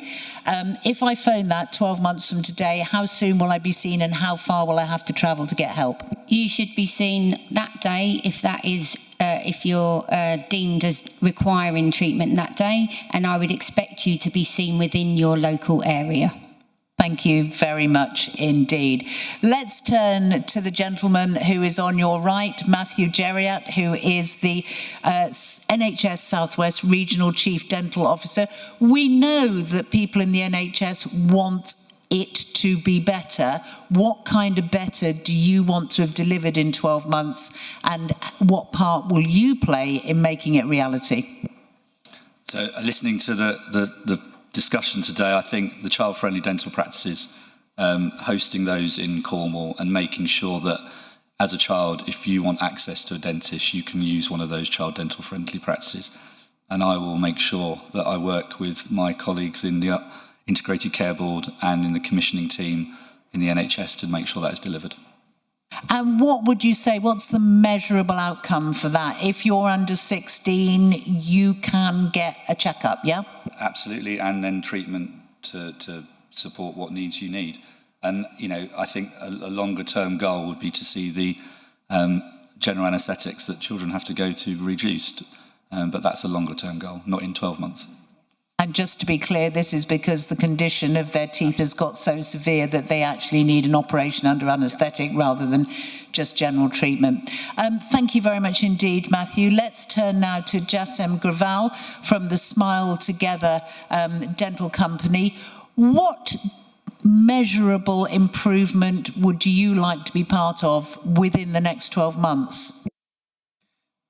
Thank you. I think the one change we would like to see is that people in Cornwall feel that accessing NHS dental care is becoming more clear and more reliable. And one of those, as Kirsty mentioned, is through the dental helpline, so that patients do know how and where they can access dental care. And also us supporting the access and increase in capacity. Again, Kirsty mentioned about the additional services that we're also hoping to provide in 2 of our sites through the additional contract provision that the ICB have provided. So overall, I would hope that we can see that patients are able to find a clearer pathway and more reliable route to accessing NHS dental care. Thank you very much indeed, Jasem. Now, I feel rather guilty turning to Jenna Murgatroyd, who sees 30 to 40 patients a day and expecting more from her, still passionately within the NHS and working outside of that to represent local dentists on the local dental committee. What commitment are you able to offer with that workload, Jenna, to improving things within the next 12 months? Certainly with my role within the local dental committee, I'd hope to continue to help to advise and inform the powers that be that, of any issues that we might have in general practice. But I think from a general practice point of view, it would be good to shift the notion of outcomes based on targets and UDAs to better outcomes that everybody can relate to, things like prevention, treatment completions within dental practices, reducing repeat emergency attendance, and reducing hospital referrals in general, not just those general anaesthetic referrals. And I wonder whether it would be a good idea for us as a panel in our discussions in a minute to come up with a dentistry action plan for Cornwall that could then be read and seen and realised by the people of Cornwall to show those outcomes, whether they're being delivered, what the position is now, and what that position might be able to look like in a year. Thank you very much indeed, Jenna. And we should make clear that while this is the sort of public-facing discussion on this summit, this afternoon, Councillor Jim McKenna from Cornwall Council will be he will be reigning supreme over the afternoon discussions between members of our panel. To actually see what concrete commitments we can get going forward. Let's continue, though, with our commitments looking ahead 12 months into the future. And Eddie Crouch from the British Dental Association, what do you feel would make the most difference in Cornwall, and what part could the BDA play in that? Yeah, our colleague from Health Watch talked about the data that's been put out today by the BDA in the media, but this isn't our data. This is data that comes from GP surveys, and worryingly, 34% of people in Cornwall who completed that survey have given up actually looking for an NHS dentist at all, and 1 in 10 of those people surveyed thought that they were actually on a waiting list. So it'll be interesting to see following on from today. But I think really what I would like is, this is a problem made in Westminster. It is a problem Westminster can fix, but at a local level, I hope that those figures for this area in 12 months' time are so much better that the public out there realise that it's not pointless actually looking for an NHS appointment because there are more readily available for them. Thank you very much indeed, Eddie. Rob Whitten from the Peninsula Dental School. What concrete improvement could you think would be achievable within 12 months, and what part will you play in getting there? Yeah, that's a really tough question for me to answer because, as I mentioned earlier, we are capped by government in the number of dental training places we receive. So, I mean, it won't happen in 12 months, but we would like to do more dental training in Cornwall. We have capacity and capability to do more. We just need that unlocked, that potential. Thank you very much indeed, Rob. And final comment goes to Councillor Talia Marrington. It's very easy to see something like this as a talking shop, but what personally will you commit to which will help people see a fundamental and measurable improvement 12 months from now? I think hopefully from today people will see that as Lee said at the beginning, the convening power of the council to just bring people together, to look at things collaboratively, to accept that there's no one person to blame, there's no one service to blame, but we all have to work together on getting somewhere. I think that's the most important thing we can do. I think we need to carry on, obviously, with all the prevention work, because that's stopping the cycles of this continuing and getting into routines and things. But I think, and the main thing for me is that when people write in, you know, like they did with for this, that obviously there's so much negative. For me personally, it's that people actually on the ground are seeing a difference. We might be changing things at system level, and we can do lots of smoothing between the way things and support that. But if people aren't seeing things on the ground, that's what I'd like to see in 12 months, that we're starting to see that shift. Well, thank you very much indeed to all of our panel, and thank you to you for coming, where you've asked questions, where you've participated, where you have actually listened to what the panel have had to say. I'd like to give the final word to the council leader, Lee Frost, who is the man who, with his team, I'm not going to give all the credit to you, Lee, came up with the idea for these summits to talk about some of the critical issues in Cornwall. Your thoughts at the end of that, Lee? Thank you, Julie. And you can't give me all the credit, because if you do, I will take it.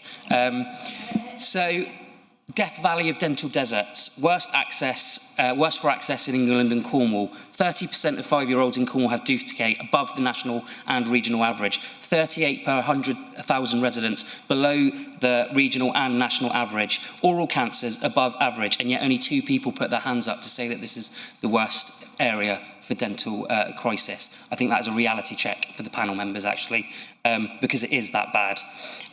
There is a lot of conversation about crisis and prevention. I think that's really interesting, because the more we invest in crisis, which we have to do, we are taking away from prevention, and we need to think about that seriously. The one thing we haven't talked about, which scared me more than anything, is I've learnt a lot today, and I did not realise that we only get half of the funding that actually would deliver that capacity.